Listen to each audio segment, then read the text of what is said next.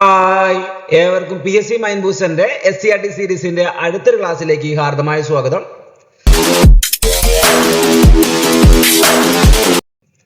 നമ്മൾ already 11 chapters വരെ 6ാം ക്ലാസ്സിൽ ഡിസ്കസ് ചെയ്ത് കഴിഞ്ഞു. അടുത്തായിട്ട് നമുക്ക് പാഠപുസ്തകത്തിലെ 6ാം ക്ലാസ്സിലെ പാഠപുസ്തകത്തിലെ സാമൂഹ്യശാസ്ത്രത്തിന്റെ 2ാം ഭാഗത്തിലെ അടുത്ത ചാപ്റ്ററിലേക്ക് കടക്കാം. 12ാമത്തെ ചാപ്റ്ററിന്റെ പേരാണ് ജപ്പാൻ ചരിത്രവും വർത്തമാനവും. അപ്പോൾ ചാപ്റ്ററിൽ നമ്മൾ പറയുന്ന കാര്യം ജപ്പാന്റെ ചരിത്രവുമായിട്ട് ബന്ധപ്പെട്ട കാര്യങ്ങളൊക്കെയാണ്. അപ്പോൾ ഒരു പക്ഷേ ഈ ഭാഗം വേൾഡ് ഹിസ്റ്ററിയായിട്ട് ബന്ധപ്പെട്ട ടോപ്പിക്കായിട്ട് പരീക്ഷയിൽ ചോദിക്കാൻ ചാൻസ് ഉള്ള ഭാഗമാണ്. അപ്പോൾ ഈ ഭാഗത്ത് എന്തൊക്കെ കാര്യങ്ങളാണ് പറഞ്ഞിരിക്കുന്നത് എന്നുള്ള കാര്യം പരിശോധിച്ചാലോ. ഇതാ ആദ്യം മനസ്സിലാക്കി വെക്കേണ്ടത് നമ്മൾ 2 ഡേറ്റുകൾ വളരെ വളരെ ഇമ്പോർട്ടന്റ്. ഒന്നാമത്തെ ഡേറ്റ് August 6, അടുത്ത ഡേറ്റ് August 9. അതായത് നമ്മുടെ ജപ്പാനായിട്ട് ബന്ധപ്പെട്ട് കിടക്കുന്ന സമയത്ത് ജപ്പാനിലെ അണുബോംബ് വർഷിച്ചായിട്ട് ബന്ധപ്പെട്ട 2 ഡേറ്റുകളാണ് August 6 August 9. ഏതാ വർഷം? 1945 August 6 ഹിരോഷിമയിൽ ബോംബ് വർഷിക്കുന്നത്. അതേപോലെ തന്നെ 1945 August 9 നാഗസാക്കിയിലും ബോംബ് വർഷിക്കുക ചെയ്തത്. ആരായി ബോംബ് വർഷിക്കുന്നത്? അമേരിക്കയാണ് അണുബോംബ് ഇട്ടിട്ടുള്ളത് അല്ലെ. ആ രീതിയിൽ കാര്യം മനസ്സിലാക്കി വെക്കുക. ഡേറ്റുകൾ August 6 August 9 1945 വർഷം. First Hiroshima, next Nagasaki. കിട്ടി? അതിനുശേഷം എന്ത് ചെയ്യാണ്? ജപ്പാന് അതിവേഗം വളർന്നു വരുന്ന ഒരു നഗരമായിട്ട് അല്ലെങ്കിൽ രാജ്യമായിട്ട് നമുക്ക് കാണാൻ പറ്റിയിട്ടുണ്ട്. ആ കാര്യങ്ങളാണ് എന്ത് ചെയ്യുന്നത് ഇനി അങ്ങോട്ടേക്കുള്ള ഭാഗങ്ങളായിട്ട് നമ്മൾ പരിചയപ്പെടുന്നത്. പിന്നെ ജപ്പാന്റെ സ്ഥാനം എവിടെയാണെന്നുള്ളത് കാര്യം പറയുന്നുണ്ട്. ജപ്പാൻ സ്ഥിതി ചെയ്യുന്നത് ഏഷ്യ വൻകരയുടെ കിഴക്ക് ഭാഗത്താണ്. അപ്പൊ ഏത് ഭാഗത്താന്ന് ചോദിച്ചു കഴിഞ്ഞാൽ കിഴക്കൻ ഏഷ്യയിലാണ് സ്ഥിതി ചെയ്യുന്നത്. ആ കിഴക്കൻ ഏഷ്യയായിട്ട് ബന്ധപ്പെട്ട് കിടക്കുന്ന സമുദ്രം ഏതാ? ആ ഭാഗത്തായിട്ടാണ് പസഫിക് സമുദ്രം. അപ്പൊ പസഫിക് സമുദ്രത്തിലെ ഒരു ദ്വീപ സമൂഹമാണ് ജപ്പാൻ. അപ്പൊ ഏഷ്യ വൻകരയുടെ കിഴക്ക് ഭാഗത്ത് പസഫിക്കിന്റെ തീരത്തുള്ള ഒരു ദ്വീപ സമൂഹമാണ് ജപ്പാൻ എന്ന രീതിയിൽ മനസ്സിലാക്കി വെക്കുക. ഇതിനകത്ത് ആയിരക്കണക്കിന് ദ്വീപുകളുണ്ട്. നമ്മൾ അതിൽ പ്രധാനപ്പെട്ട 4 ദ്വീപുകളെ കുറിച്ചൊന്ന് പരിചയപ്പെടാൻ പോവാണ്. നോക്കാം. പ്രധാനപ്പെട്ട ദ്വീപുകൾ ഇതാ. ഒന്നാമത്തത് നിങ്ങൾക്ക് കാണാം ഹൊക്കൈഡോ. ഏതാണ്? Hokkaido. Next Honshu.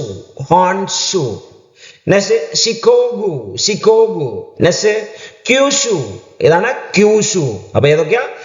Hokkaido, Honshu, Shikoku, Kyushu.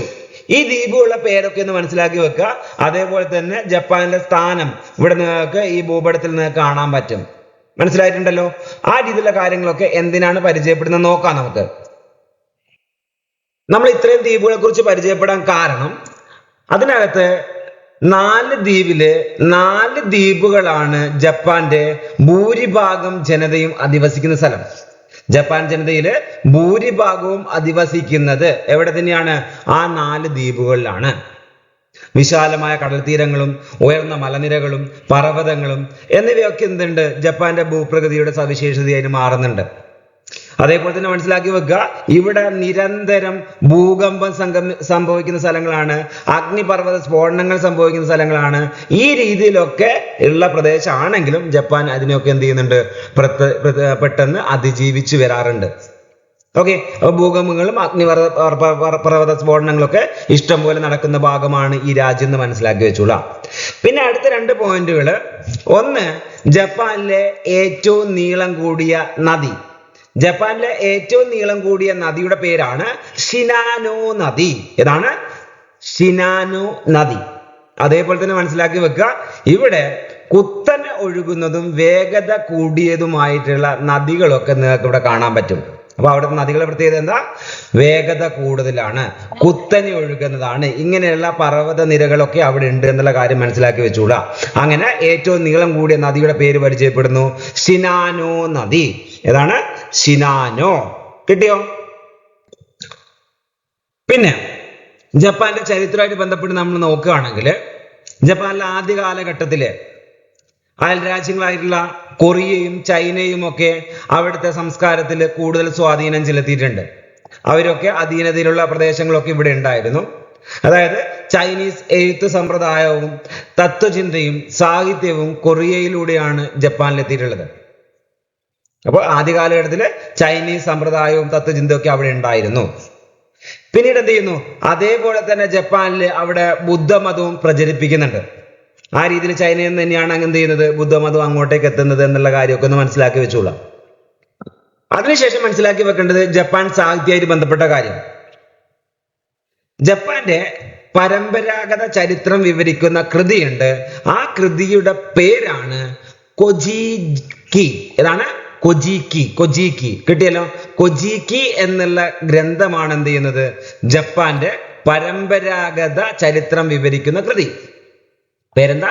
കൊജീക്കി എന്നുള്ള കൃതി. ഓക്കെ, ഇത് എഴുതപ്പെട്ടത് 8ാം നൂറ്റാണ്ടിലാണ് എഴുതപ്പെട്ടത് കേട്ടോ. എട്ടാം നൂറ്റാണ്ടിലാണ് എഴുതപ്പെട്ടിട്ടുള്ളത്. അതേപോലെ തന്നെ മനസ്സിലാക്കി വെക്കുക, ചരിത്രവും ഇതിഹാസവും ഇടകലർത്തിയ രീതിയിലാണ് ഇത് എഴുതിയിരിക്കുന്നത്. പിന്നീട് 10ാം നൂറ്റാണ്ടാവുകയാണ്. 10ാം നൂറ്റാണ്ടോട് എന്ത് ചെയ്യുന്നു, ചൈനീസ് സാംസ്കാരിക സ്വാധീനത്തിൽ നിന്ന് ജപ്പാൻ മെല്ലെ മെല്ലെ സ്വതന്ത്രമാകാൻ തുടങ്ങുക ചെയ്യുന്നത്. പിന്നീട് തനതായ ഒരു സംസ്കാരം ജപ്പാൻ രൂപപ്പെടുത്തുന്നു. അതായത് ചെയ്യുന്ന കാര്യം, ചൈനീസ് എഴുത്ത് ലിപിയെ ലഘൂകരിച്ചുകൊണ്ട് ജപ്പാനീസ് ഭാഷ എന്ത് ചെയ്യുന്നു, ഉടലെടുക്കുന്നു. ഇപ്പൊ ചൈനീസ് ഭാഷയിൽ നിന്ന് മാറിയിട്ട് അതൊന്ന് ലഘൂകരിച്ചുകൊണ്ട് ഏത് ഭാഷ വരുന്നു, ജപ്പാനീസ് ഭാഷ വരുന്നു. അങ്ങനെ അവരെന്ത് ചെയ്യുന്നു, പുതിയ ലിപികൾ കണ്ടെത്തുന്നു. പിന്നീട് എന്ത് ചെയ്യുന്നു, അതിനകത്ത് അവര് കഥകളും കവിതകളുമായിട്ടുള്ള രീതിയിൽ വിവിധ സാഹിത്യ കൃതികൾ എഴുതി പോവുകയാണ് ചെയ്യുന്നത്. അങ്ങനെ പ്രധാനപ്പെട്ട ഒരു കൃതിയുടെ പേരെന്ന് പാഠപുസ്തകത്ത് പറയുന്നുണ്ട്. അത് മുറസാക്കി ഷിക്കുബിന്റെ കൃതിയാണ്. കൃതിയുടെ പേരാണ് ജെൻജിയുടെ കഥ, അല്ലെങ്കിൽ ദ ടെയിൽ ഓഫ് ജെൻജി. ഒരു പക്ഷെ ഇങ്ങനെ ചോദിക്കാം, ജെൻജിയുടെ കഥ എന്ന് പറയുന്നത് ആരുടെ കൃതിയാണ്? ആരാണ്? മുറസാക്കി ഷിക്കിബുയുടെ കൃതിയാണ്. ഏത്? ജെൻജിയുടെ കഥ, ദ ടെയിൽ ഓഫ് ജെൻജി.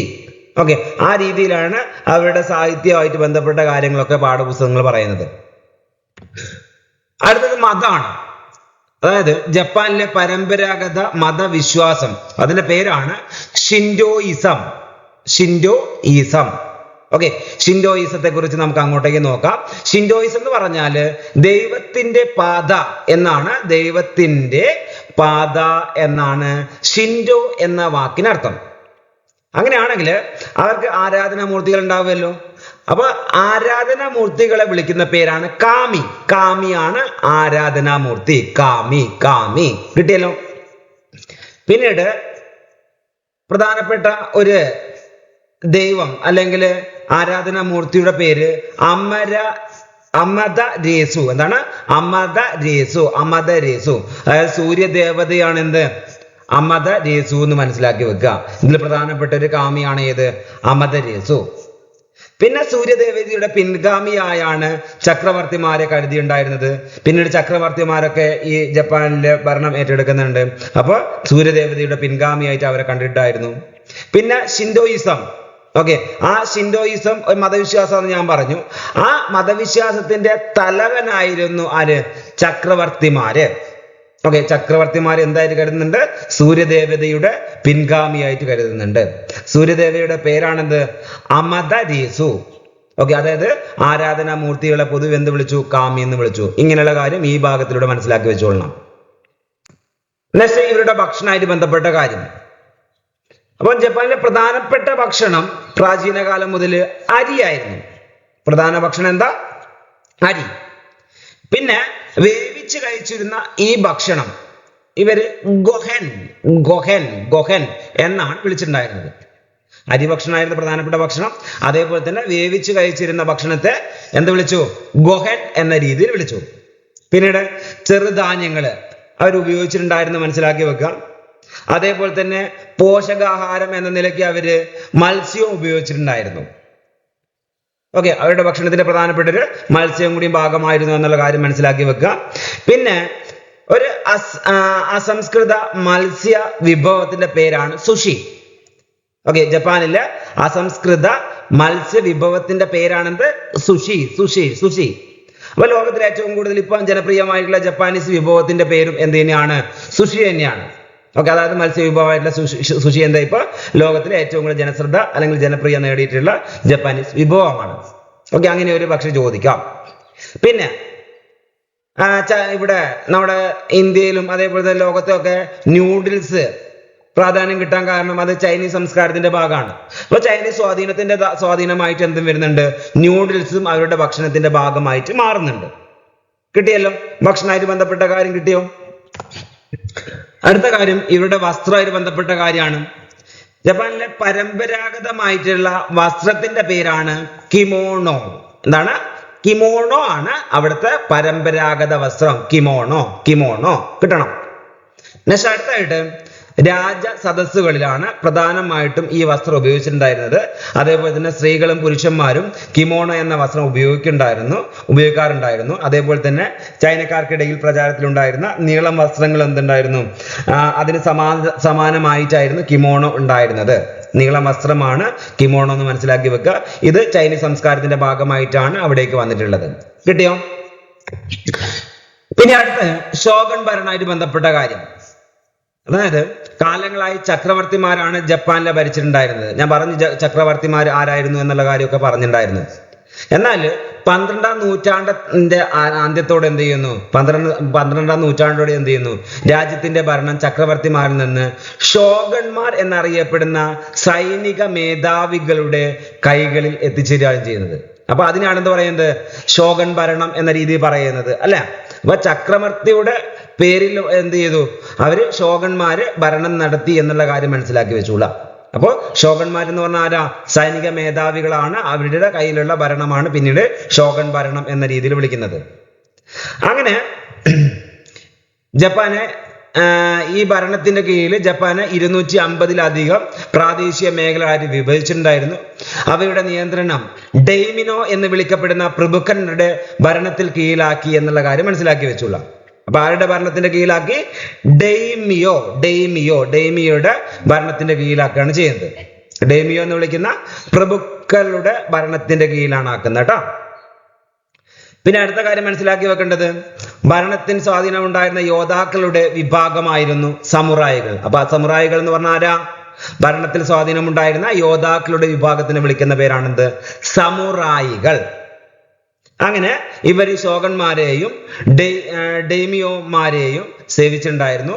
19ാം നൂറ്റാണ്ടിൽ നടന്ന മെയ്ജി പുനഃസ്ഥാപനം ഷോഗൺ ഭരണം ജപ്പാനിൽ അവസാനിക്കുന്നതിന് കാരണമായി. ഓക്കെ, പിന്നീട് എന്ത് വരുന്നു? മെയ്ജി പുനഃസ്ഥാപനം എന്ന രീതിയിൽ ഷോഗൺ ഭരണം അവസാനിക്കുകയാണ് ചെയ്യുന്നത്.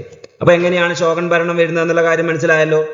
ഇനി അടുത്തായിട്ട് നമുക്ക് പരിചയപ്പെടാനുള്ള മെയ്ജി പുനഃസ്ഥാപനമാണ്. ആ കാര്യം എന്താന്ന് നോക്കാം. അതിനു മുമ്പായിട്ട് എന്താണ് ഡെയ്മിയോകൾ എന്ന കാര്യം പരിചയപ്പെട്ടുകൊള്ളാം. ഓൾറെഡി നമ്മൾ കേട്ട അവിടെ ഡെയ്മിയോകൾ എന്ന രീതിയിൽ, അതായത് ജപ്പാനിലെ ഫ്യൂഡൽ പ്രഭുക്കന്മാരായിരുന്നു ഡെയ്മിയോകൾ. ഫ്യൂഡൽ പ്രഭുക്കന്മാരുടെ പേരാണെന്ത്? ഡെയ്മിയോകൾ. 12ാം നൂറ്റാണ്ട് മുതൽ 19ാം നൂറ്റാണ്ട് വരെ ജപ്പാനിലെ പ്രവിശ്യകളെ നിയന്ത്രിച്ചിട്ടുണ്ടായിരുന്നത് ആര് തന്നെയായിരുന്നു? ഡെയ്മിയോകളായിരുന്നു. കിട്ടിയല്ലോ. അടുത്തത് മെയ്ജി പുനഃസ്ഥാപനമായിട്ട് ബന്ധപ്പെട്ട കാര്യങ്ങൾ നോക്കിക്കോ. അതായത് വിദേശികളുടെ ആധിപത്യത്തിൽ നിന്ന് രക്ഷപ്പെട്ട ഏഷ്യൻ രാജ്യം ജപ്പാനാണ്. ഓക്കെ, വിദേശികളുടെ ആധിപത്യത്തിൽ നിന്ന് രക്ഷപ്പെട്ട ഏഷ്യൻ രാജ്യം ഏതാ? ജപ്പാനാണ്. പല രാജ്യങ്ങളുമായിട്ട് എന്ത് ചെയ്തു? ജപ്പാനുമായിട്ട് വ്യാപാരബന്ധം സ്ഥാപിച്ചു. ആ രീതി സ്ഥാപിക്കാൻ വേണ്ടി അവര് പല രാജ്യങ്ങൾ ശ്രമിച്ചു. അങ്ങനെ അമേരിക്കക്കാരനായ കമോഡർ മാത്യു പെറി 1853 ജപ്പാനിലെത്തുകയും അവരുമായി വ്യാപാരാനുമതി സാധ്യമാക്കുകയും ചെയ്തു. വ്യക്തിയുടെ പേരെന്താ? കമോഡോർ മാത്യു പെറി. ഏത് വർഷം? 1853 വ്യാപാരാനുമതി ആര് നേടുന്നത്? മാത്യു പെറി നേടുന്നത്. അങ്ങനെ മാത്യു പെറിയുടെ ആഗമനം ജപ്പാന്റെ രാഷ്ട്രീയ ചരിത്രത്തെ മാറ്റിമറിക്കുകയാണ് ചെയ്യുന്നത്. പിന്നീട് 1868 ഒരു പ്രധാനപ്പെട്ട ഒരു നീക്കത്തിലൂടെ ഷോഗന്മാർ എന്ത് ചെയ്യുന്നു? അധികാരത്തിൽ നിന്ന് ബലമായി പുറത്താക്കപ്പെടുക ചെയ്യുന്നത്. ഓക്കെ, അങ്ങനെ ചക്രവർത്തി സുപ്രധാന അധികാര കേന്ദ്രമായി തിരിച്ചു വരികയും ചെയ്തു. അങ്ങനെ ഏതോ നഗരം എന്ന് പറയുന്ന ഒരു നഗരത്തെ അവിടെ എന്ത് ചെയ്തു? തലസ്ഥാനമാക്കി മാറ്റുകയാണ്. അപ്പൊ അതിന്റെ അടിസ്ഥാനത്തിൽ എന്തായിട്ട് മാറുന്നു? ഏതോ എന്നുള്ള നഗരം തലസ്ഥാനമായിട്ട് മാറുകയാണ്. പിന്നീടാണ് ടോക്കിയോ എന്നതിനെ പുനർനാമകരണം ചെയ്യുന്നത്. അതായത് ജപ്പാൻ ഇപ്പോൾ തലസ്ഥാനം ഏതാ? ടോക്കിയോ ആണ്. ടോക്കിയോന്റെ ആദ്യകാല പേരെന്താ? ഏതോ എന്നാണ് അല്ലെ. ഏതോ എന്നാണ് ആദ്യകാല പേര്. ടോക്കിയോ എന്നുള്ള പേരാക്കി മാറ്റുകയാണ് ചെയ്യുന്നത്. അങ്ങനെ എന്ത് ചെയ്യുന്നു? ആ രീതിയിൽ മെയ്ജി പുനഃസ്ഥാപനം എന്ന രീതിയിൽ ഇതിനെ അറിയപ്പെടുകയാണ് ചെയ്യുന്നത്. അപ്പം കിട്ടിയല്ലോ. ഷോഗന്മാർ 1867 ഒരു പ്രധാനമായിട്ട് ബലപ്രയോഗത്തിലൂടെ ബലമായിട്ട് പുറത്താക്കപ്പെടുകയാണ് ചെയ്യുന്നത്. പിന്നീട് ചക്രവർത്തി സുപ്രധാന അധികാര കേന്ദ്രമായിട്ട് തിരിച്ചു വരികയാണ്. അതിനാണ് മെയ്ജി പുനഃസ്ഥാപനം എന്ന് പറയുന്നത്. അപ്പോൾ അതിൻ്റെയൊക്കെ നീക്കം വരുന്നത് കമോഡർ മാത്യു പെറി 1853 അമേരിക്കക്കാരനായുള്ള ആ വ്യക്തി അവിടെ എത്തുന്നതിനെ തുടർന്നൊക്കെയാണ് ആ രീതിയിൽ രാഷ്ട്രീയ ചരിത്രമൊക്കെ മാറി മറയുന്നത്. ക്ലിയർ ആണോ? പിന്നെ ഭരണത്തിലുണ്ടായ മാറ്റം എന്തൊക്കെയാന്ന് നോക്കാം. ആദ്യം മനസ്സിലാക്കി വെക്കുക. ഫുക്കോക്കു കോഹി. ഓക്കെ, എന്താണ്? ഫുക്കോക്കു ക്യോഹി. ക്യോഹി. ഓക്കെ, ഫുക്കോക്കു ക്യോഹി അതായത് സമ്പന്നമായ രാജ്യം, ശക്തമായ സൈന്യം എന്ന ആശയത്തിന് ഊന്നൽ നൽകിക്കൊണ്ടുള്ള പുതിയ നയത്തിന് മെയ്ജി ഗവൺമെന്റ് തുടക്കം കുറിക്കുകയാണ് ചെയ്തത്. അതിനെയാണ് നമ്മൾ എന്ത് പറയുന്നത്? ഫുക്കോക്കു ക്യോഹി എന്ന് പറയുന്നത്. പിന്നീട് മനസ്സിലാക്കി വെക്കേണ്ടത്, രാജ്യത്തെ ശക്തിപ്പെടുന്നതിന് വേണ്ടിയിട്ട് മെയ്ജി ഗവൺമെന്റ് പുതിയ ഭരണ സമ്പ്രദായം നടപ്പിലാക്കുന്നു. സൈന്യത്തെയും ഉദ്യോഗസ്ഥരെയും ചക്രവർത്തിയുടെ നേരിട്ടുള്ള നിയന്ത്രണത്തിന് കീഴിലാക്കി 20 വയസ്സ് തികഞ്ഞ എല്ലാ യുവാക്കൾക്കും നിശ്ചിത കാലയളവ് സൈനിക സേവനം നിർബന്ധമാക്കി. അങ്ങനെയൊക്കെ ഭരണത്തിൽ മാറ്റം കൊണ്ടുവരികയാണ് ചെയ്യുന്നത്. ആ രീതിയിലുള്ള മാറ്റത്തെയാണ് എന്ന് പറയുന്നത് ഫുക്കോക്കു ക്യോഹി എന്ന രീതിയിൽ പറയുന്നത്. ഓക്കെ, പിന്നീട് വിദ്യാഭ്യാസ സമ്പ്രദായമായിട്ട് ബന്ധപ്പെട്ട കാര്യങ്ങൾ. 1870-കളില് ജപ്പാനിലെ പുതിയ വിദ്യാഭ്യാസ സമ്പ്രദായത്തിന് തുടക്കം കുറിച്ചിട്ടുണ്ടായിരുന്നു. 1870 ആ വിദ്യാഭ്യാസ സമ്പ്രദായത്തെ കൊണ്ടുവന്നുള്ള മാറ്റങ്ങൾ എന്തൊക്കെയാണ് നമ്മൾ നോക്കുന്നത്. 1870 കാലഘട്ടത്തിലെ കാര്യം. ഓക്കെ, കാര്യം ഇങ്ങനെയാണ്. ആൺകുട്ടികൾക്കും പെൺകുട്ടികൾക്കും വിദ്യാഭ്യാസം നിർബന്ധമാക്കി. ആ രീതിയിലൊരു പ്രത്യേകത അവിടെ ആ സമയത്ത് കൊണ്ടുവന്നിട്ടുണ്ട്. പിന്നീട് മനസ്സിലാക്കി വെക്കേണ്ടത്, പാശ്ചാത്യ മാതൃകകൾ അടിസ്ഥാനമാക്കിയുള്ള പാഠ്യപദ്ധതി രൂപപ്പെടുത്തി. പിന്നീട് രാജ്യത്തിനോട് കൂറിനും ജപ്പാനീസ് ചരിത്രത്തെക്കുറിച്ചുള്ള പഠനത്തിനും ഊന്നൽ നൽകി. ഓക്കെ, ആ രീതിയിൽ ചരിത്രം അവിടെ പ്രാധാന്യം കൊടുത്തുകൊണ്ടുള്ള രീതിയിൽ നടത്തിയിട്ടുണ്ട്. പിന്നീട് കുട്ടികൾ മാതാപിതാക്കളെ ബഹുമാനിക്കുന്നതിനും രാജ്യത്തോട് വിശ്വസ്തരായിരിക്കുന്നതിനും പാഠപുസ്തകങ്ങൾ പ്രാധാന്യം നൽകിയിട്ടുണ്ട്. ഓക്കെ, ആ രീതിയിലൊക്കെയാണ് കാര്യങ്ങൾ ചെയ്തിട്ടുള്ളത്. ഒന്നാമത്തെ കാര്യം, ആൺകുട്ടികൾക്കും പെൺകുട്ടികൾക്കും വിദ്യാഭ്യാസം നൽകിയിട്ടുണ്ട്. ആ രീതി നിർബന്ധമാക്കിയിട്ടുണ്ട്. പിന്നെ പാശ്ചാത്യ മാതൃകകൾ അങ്ങോട്ടേക്ക് കൊണ്ടുവന്നിട്ടുണ്ട്. ആ രീതിയിൽ പാഠപദ്ധതി രൂപപ്പെടുത്തിയിട്ടുണ്ട്. പിന്നെ രാജ്യത്തിനോടുള്ള കൂറിനും ജപ്പാനീസ് ചരിത്രത്തോടുള്ള പ്രാധാന്യം കൊടുത്തിട്ടുണ്ട്. ആ രീതിയിൽ അതിന് ഊന്നൽ നൽകിയിട്ടുണ്ട്. പിന്നെ അടുത്ത കാര്യം, മുതിർന്നവരൊക്കെ ബഹുമാനിക്കുന്നതിന് വേണ്ടിയിട്ടും ആ രീതിയിൽ രാജ്യത്തോട് വിശ്വസ്തരാക്കുന്നതിനും വേണ്ടിയിട്ട് പാഠപുസ്തകങ്ങൾ പ്രാധാന്യം നൽകിയിട്ടുണ്ട്. ഇതൊക്കെയാണ് എന്ത് വിദ്യാഭ്യാസ സമ്പ്രദായത്തിൽ കൊണ്ടുവന്ന മാറ്റങ്ങളായിട്ട് മനസ്സിലാക്കി വെക്കേണ്ട കാര്യങ്ങൾ. ക്ലിയർ ആണല്ലോ? അടുത്തത് സാമ്പത്തിക പുരോഗതിയായിട്ട് ബന്ധപ്പെട്ട കാര്യങ്ങൾ. അതായത് മെയ്ജി പരിഷ്കാരങ്ങളിലെ മറ്റൊരു പ്രധാനപ്പെട്ട ഘടകമാണ് സമ്പദ് വ്യവസ്ഥയുടെ ആധുനികവൽക്കരണം. സമ്പദ് വ്യവസ്ഥ എന്ത് ചെയ്തു? ആധുനികവൽക്കരിക്കപ്പെട്ടിട്ടുണ്ട്. അപ്പം സാമ്പത്തിക പുരോഗതിക്ക് ഈടാക്കിയ ഘടകങ്ങൾ എന്തൊക്കെയാന്ന് നോക്കാം. അവിടെ മനസ്സിലാക്കി വെക്കേണ്ട ഒന്നാമത്തെ വസ്തുത, ടോക്കിയോ അതേപോലെ തന്നെ യോക്കോഹാമ ഇതൊക്കെ ജപ്പാനിലാട്ടോ. അങ്ങനെ 2 തുറമുഖങ്ങൾ. അങ്ങനെ ആ 2 തുറമുഖത്തിനും ഇടയിൽ ജപ്പാനിലെ ആദ്യത്തെ റെയിൽവേ പാത നിർമ്മിച്ചിട്ടുണ്ട്. അപ്പം ജപ്പാനിൽ റെയിൽവേ പാത നിർമ്മിക്കുന്നത് 1870-72 കാലഘട്ടത്തിൽ ടോക്കിയോയ്ക്കും യൊക്കോഹാമ തുറമുഖത്തിനും ഇടയിലായിട്ടാണ്. പിന്നെ മനസ്സിലാക്കി വെക്കേണ്ടത്, തുണി നെയ്ത്ത് യന്ത്രങ്ങൾ യൂറോപ്പിൽ നിന്ന് ഇറക്കുമതി ചെയ്തിട്ടുണ്ട്. പിന്നീട് തൊഴിലാളികളെ പരിശീലിപ്പിക്കുന്നതിന് വിദേശ സാങ്കേതിക വിദഗ്ധരെ എന്ത് ചെയ്തിട്ടുണ്ട്? നിയോഗിച്ചിട്ടുണ്ട്. പിന്നീട് ജപ്പാനിലെ വിദ്യാർത്ഥികളെ വിദേശത്തേക്ക് അയച്ച് പഠിപ്പിച്ചിട്ടുണ്ട്. അങ്ങനെയൊക്കെയാണ് സാമ്പത്തിക പുരോഗതിക്ക് ഇടയാക്കിയ ഘടകങ്ങൾ. ഒന്നാമത്തെ കാര്യം എന്ന് പറഞ്ഞാൽ റെയിൽ പാതയാണ്. ഒന്നാമത്തെ പോയിന്റ് എന്ന് പറയുന്നത് റെയിൽ പാത. രണ്ടാമത്തെ പോയിന്റ് തുണി നെയ്ത്ത് യന്ത്രങ്ങൾ കൊണ്ടുവന്നതാണ്. പിന്നെ അടുത്തായിട്ട് തൊഴിലാളികളെ പരിശീലിപ്പിക്കുന്നതിന് വേണ്ടിയിട്ടുള്ള രീതിയിലുള്ള പരിപാടികൾ ചെയ്തിട്ടുണ്ട്. പിന്നെ അടുത്തായിട്ട് കുട്ടികളെ വിദേശത്തേക്ക് അയച്ചിട്ട് പഠിപ്പിച്ചിട്ടുണ്ട്. അങ്ങനെയൊക്കെയാണ് അവര് സാമ്പത്തിക പുരോഗതിക്ക് വേണ്ടിയിട്ട് ചെയ്ത കാര്യങ്ങൾ. അടുത്ത കാര്യം, ജപ്പാന്റെ സാമ്രാജ്യ രൂപീകരണ ശ്രമങ്ങൾ എങ്ങനെയൊക്കെ നോക്കാം. അങ്ങനെ മെയ്ജി പുനഃസ്ഥാപനം ഞാൻ പറഞ്ഞു. അതിന്റെ സ്ഥാപനത്തോടുകൂടി രാഷ്ട്ര കേന്ദ്രീകൃതമായ ദേശീയത ജപ്പാനിൽ എന്ത് ചെയ്യാണ്? ഉയർന്നു വരിക ചെയ്യുന്നത്. ഓക്കെ, ജപ്പാനിൽ എപ്പോഴാണ് രാഷ്ട്ര കേന്ദ്രീകൃതമായ ദേശീയത ഉയർന്നു വന്നതെന്ന് ചോദിച്ചു കഴിഞ്ഞാൽ മെയ്ജി പുനഃസ്ഥാപനത്തോടെയാണ്. പിന്നീട് തങ്ങളുടെ സാമ്രാജ്യം ചൈനയിലേക്കും മറ്റ് ഏഷ്യൻ രാജ്യങ്ങളിലേക്കും അല്ലെങ്കിൽ പ്രദേശങ്ങളിലേക്കും വ്യാപിപ്പിക്കാൻ വേണ്ടിയിട്ട് ജപ്പാൻ എന്ത് ചെയ്യാണ്, യുദ്ധങ്ങളിൽ ഏർപ്പെടുകയാണ് ചെയ്യുന്നത്. അങ്ങനെ അയൽ രാജ്യങ്ങളായ തായ്വാനെയും കൊറിയയെയും പിടിച്ചടക്കുന്നുണ്ട്. പിന്നീട് ഒരു കൊളോണിയൽ സാമ്രാജ്യം സ്ഥാപിച്ചിട്ടുണ്ട്. ഓക്കെ, അങ്ങനെയൊക്കെയാണ് അവർ പിന്നീട് ചെയ്തിട്ടുള്ളത്. കൊളോണിയൽ സാമ്രാജ്യം സ്ഥാപിച്ചതിന് ശേഷം അവർ ചെയ്ത കാര്യം, തങ്ങളുടെ സംസ്കാരത്തിന്റെയും ആദർശങ്ങളുടെയും ഉറവിടമായ ചൈനയെയും യൂറോപ്യൻ ശക്തിയായ റഷ്യയെയും ചെറു രാജ്യമായ ജപ്പാൻ പരാജയപ്പെടുത്തിയിട്ടുണ്ട്. അത്രത്തോളം ഇമ്പോർട്ടൻസ് ആദ്യ കാലഘട്ടത്തിൽ ആർക്കുണ്ടായിരുന്നു? ജപ്പാൻ ഉണ്ടായിരുന്നു. പിന്നീട് മനസ്സിലാക്കി വെക്കുക, സാമ്രാജ്യ രൂപീകരണത്തിലുള്ള അവരുടെ തുടർന്നുള്ള ശ്രമങ്ങൾ എന്ത് ചെയ്തിട്ടുണ്ട്, നടന്നിട്ടുണ്ട്. ആ രീതിയിലൊക്കെ പ്രവർത്തനങ്ങൾ അവർ നടത്തിയിട്ടുണ്ട് എന്നുള്ള കാര്യം മനസ്സിലാക്കി വെച്ചോളാം. പിന്നീട് ലോകമഹായുദ്ധങ്ങളിലേക്ക് നയിച്ചതും ഇത് തന്നെയാണ്. അങ്ങനെ ലോകമഹായുദ്ധങ്ങളിലെ കാര്യങ്ങൾ മനസ്സിലാക്കുന്ന സമയത്ത് ഒന്നാം ലോകമഹായുദ്ധവും രണ്ടാം ലോകമഹായുദ്ധവും നമുക്ക് മനസ്സിലാക്കി വെക്കണം. അതാണ് അടുത്തതായിട്ട് നമുക്ക് മനസ്സിലാക്കി വെക്കാനുള്ളത്. നോക്കാം. ഇതാ, 20-ാം നൂറ്റാണ്ടിൽ മനുഷ്യ ചരിത്രത്തിലെ ഭീകരതയും മാറ്റങ്ങളും ഉണ്ടാക്കിയ രണ്ട് യുദ്ധങ്ങളാണ് ഒന്നാം ലോക മഹായുദ്ധവും രണ്ടാം ലോക മഹായുദ്ധവും. അതായത് ഒന്നാം ലോക മഹായുദ്ധത്തിന്റെ കാലഘട്ടം 1914 മുതൽ 1918 വരെയുള്ള കാലഘട്ടം. രണ്ടാം ലോക മഹായുദ്ധം 1939 മുതൽ 1945 വരെയുള്ള കാലഘട്ടം. അങ്ങനെയാണ് എന്ത് ചെയ്യുന്നത്, 1945 ഹിരോഷിമയിലും നാഗസാക്കിയിലും അതിനുശേഷം രണ്ടാം ലോക മഹായുദ്ധത്തിന് ശേഷം എന്ത് ചെയ്യാണ്, അണുബോംബ് വർഷിക്കുകയാണ് ചെയ്തത്. അങ്ങനെയാണ് ജപ്പാന്റെ സാമ്രാജ്യ രൂപീകരണ ശ്രമങ്ങളൊക്കെ അവിടെ തടയിടുന്നത്. ജപ്പാൻ പ്രധാനപ്പെട്ട ശക്തിയായിട്ട് മാറി. അമേരിക്ക അതിനെ പ്രതിരോധിക്കാൻ വേണ്ടി ചെയ്ത കാര്യങ്ങളാണ് ഈ കാര്യങ്ങളൊക്കെ. പിന്നെ മനസ്സിലാക്കി വെക്കേണ്ടത്,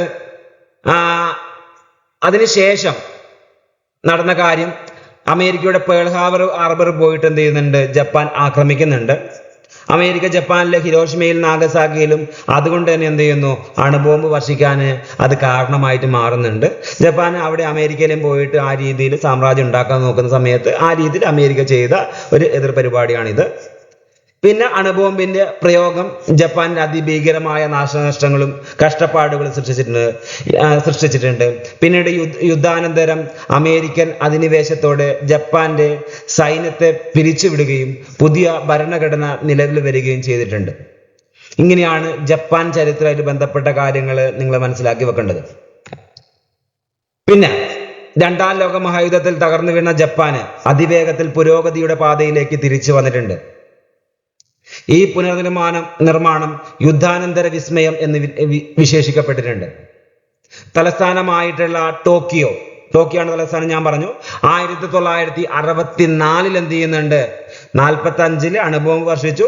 1964 ഒളിമ്പിക്സ് സംഘടിപ്പിച്ചത്. നോക്ക് നിങ്ങൾ, അത്ര വർഷത്തിനുള്ളിൽ എന്ത് ചെയ്യുന്നുണ്ട്, അവർ തിരിച്ചു വന്നിട്ടുണ്ട്. ജപ്പാന്റെ മടങ്ങി വരവിന്റെ പ്രഖ്യാപനമായിരുന്നു അത്. വ്യവസായ മേഖലയും വാണിജ്യ മേഖലയും അതിവേഗം വളർന്നു. ഇതേ കാലയളവിൽ തുടക്കം കുറിച്ച മണിക്കൂറിൽ 200 മൈൽ വേഗതയിൽ ഓടുന്ന ബുള്ളറ്റ് ട്രെയിൻ ശൃംഖല ജപ്പാന്റെ സാങ്കേതിക വൈദഗ്ധ്യത്തിന് മറ്റൊരു തെളിവാണ്. അതേപോലെ തന്നെ 1970-കളോടെ ജപ്പാൻ ലോകത്തെ ഒരു പ്രധാന സാമ്പത്തിക ശക്തിയായിട്ട് വീണ്ടും ഉയർന്നു വന്നിട്ടുണ്ട്. രാഷ്ട്രീയവും സാങ്കേതികവുമായ കഴിവുകൾ പ്രയോജനപ്പെടുത്തി എങ്ങനെ ലോക സാമ്പത്തിക ശക്തികളിൽ ഒന്നായി മാറാം എന്നതിൻ്റെ നേർക്കാഴ്ച കൂടിയാണ് ഇത് ജപ്പാൻ എന്ന് മനസ്സിലാക്കി വെക്കുക. ഇത്രയും കാര്യമാണ് നമുക്ക് ജപ്പാൻ ചരിത്രവുമായിട്ട് ബന്ധപ്പെട്ട് നമുക്ക് പഠിക്കാനുള്ളത്. വളരെ സിമ്പിളായിട്ട് പഠിക്കാൻ പറ്റിയൊരു ചാപ്റ്ററാണ്. കുറച്ച് ടേമുകളൊക്കെ ബുദ്ധിമുട്ടുണ്ടാവുന്നേ ഉള്ളൂ. അപ്പോൾ വീഡിയോ ഇഷ്ടപ്പെട്ടിട്ടുണ്ടെങ്കിൽ ലൈക്ക് ചെയ്യുക, നിങ്ങളുടെ അഭിപ്രായങ്ങളൊന്ന് കമൻ്റായിട്ട് രേഖപ്പെടുത്തുക. നമുക്ക് എന്ത് ചെയ്യാം, മറ്റൊരു വീഡിയോയുമായിട്ട് അടുത്ത ക്ലാസ് കാണാം. Okay, thank you.